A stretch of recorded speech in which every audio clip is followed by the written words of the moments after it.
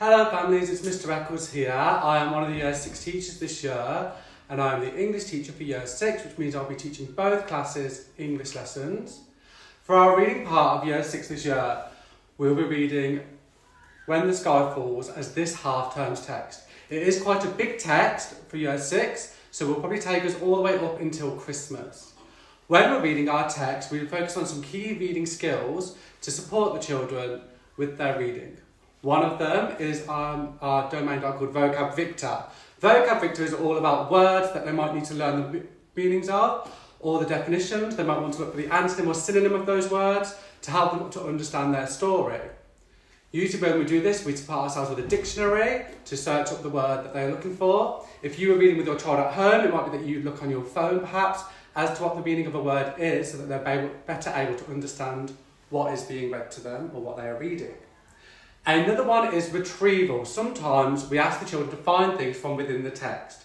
Sometimes we use highlighters for this, so the children are able to find the answer, highlight it, and then write it down in their book or give the answer.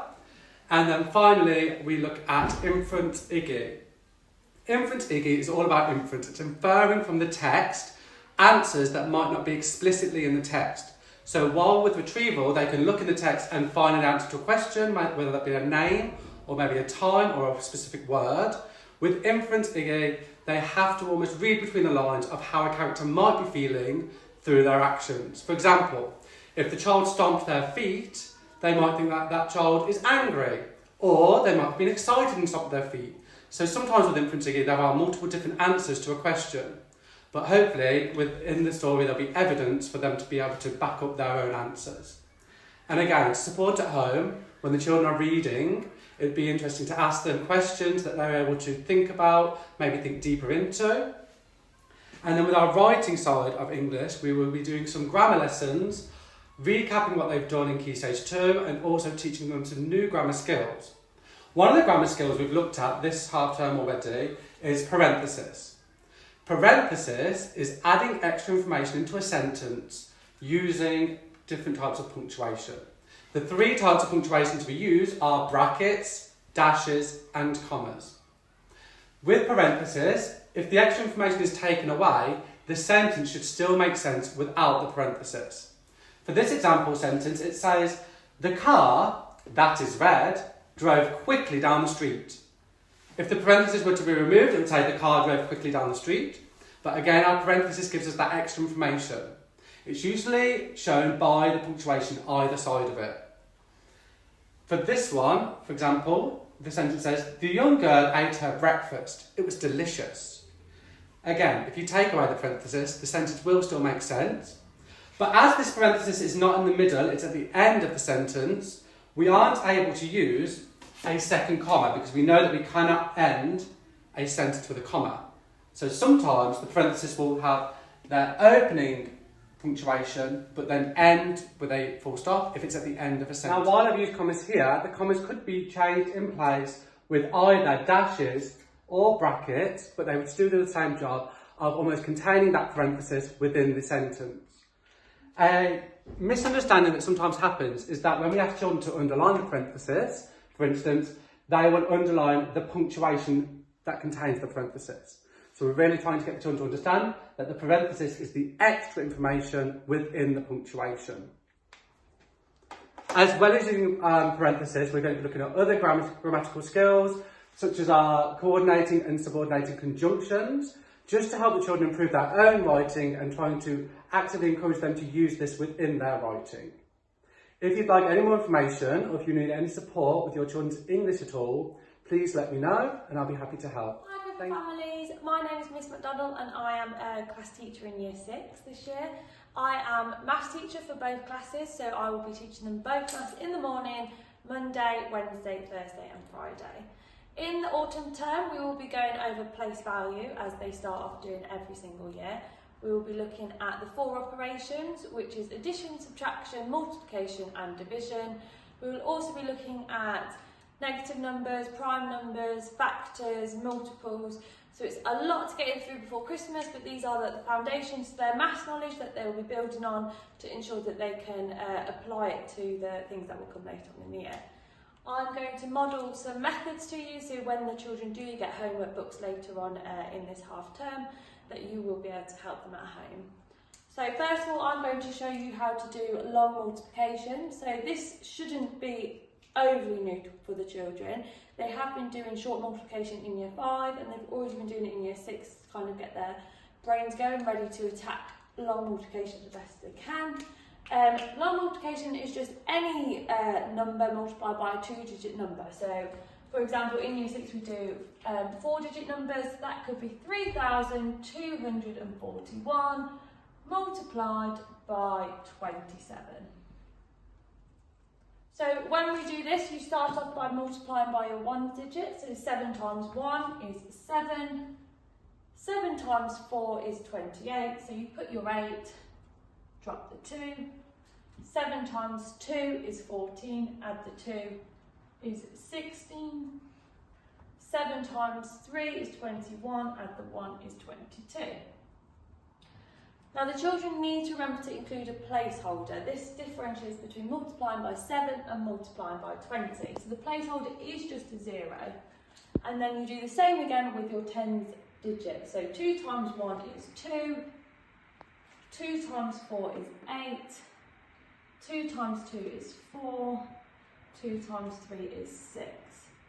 And then you add them together. So it includes both operations, which is why they will be learning column addition before they do the multiplication.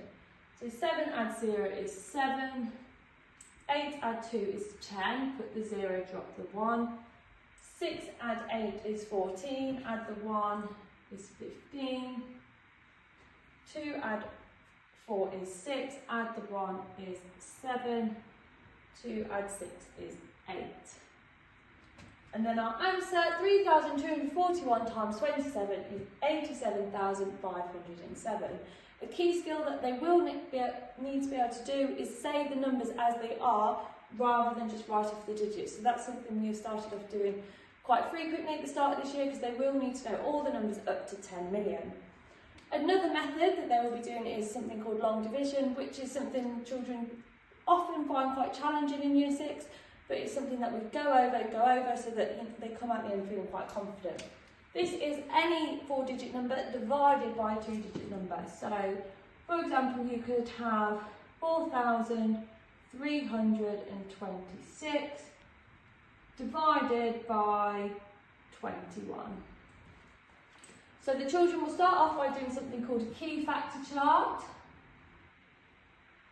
which is 21, your divisor, times 2, times 5, and times 10.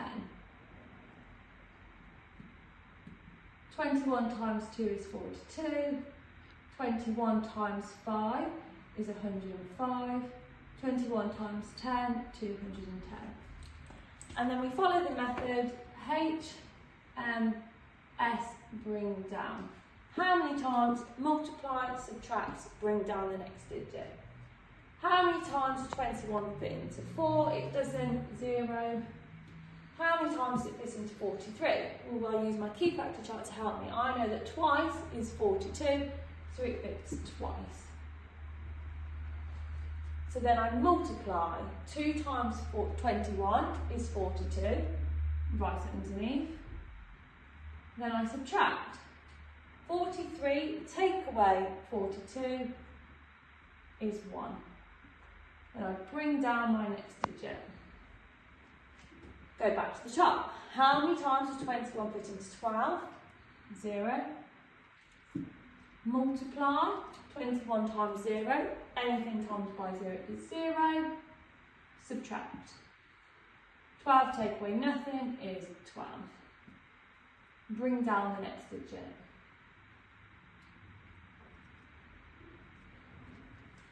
So now go back to the chart. How many times does 21 fit into 126? Use key factor chart to help you. I know that 5 times is 105. If I add on one more lot, 105 add 21 is 126. So it must be 6 times, but let's check. 21 times 6 is 126. So I've multiplied, subtract. I've got 0, no remainders. So 4,326 divided by 21 is 206. If at any point your children have any issues with maths, please feel free to come and talk to me. I'm happy to help you at home so that you can support the children at any opportunity. There will be a presentation going out shortly for families at home so that they can become more familiar with all the things that we offer in Year 6 and that journey that we're going to have with the children so that they are ready and prepared for their SATs at the end of the year in May. We do also offer a lot of other exciting opportunities for the children to take part in, but we have the agreement with the children that you will become familiar with.